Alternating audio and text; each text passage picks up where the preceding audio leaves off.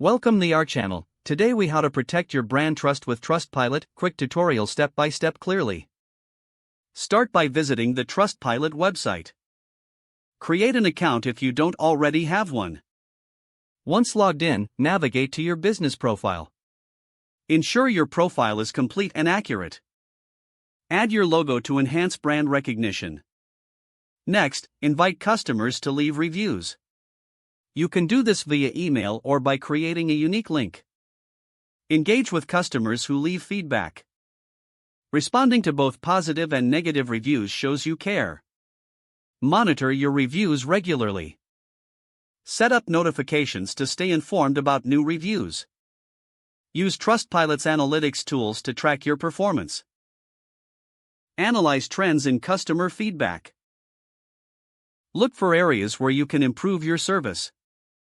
Promote your Trustpilot page on your website and social media. Showcasing positive reviews builds credibility. Encourage satisfied customers to share their experiences. Use Trustpilot's widgets to display reviews directly on your site. Stay transparent in your communications with customers. Address any concerns promptly and professionally. Regularly update your business profile with new content. Keep your audience engaged and informed about changes. By consistently managing your Trustpilot presence, you maintain brand trust. This in turn helps attract new customers and retain existing ones.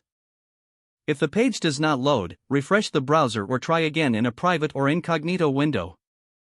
Make sure you are using the correct email address, then retype it carefully to avoid small typos. If your password is not accepted, use the reset option and create a new strong password you can remember. Check your spam folder for verification or security emails, then complete any requested confirmation steps. Don't forget to like this video and subscribe to our channel for more step-by-step tech guides.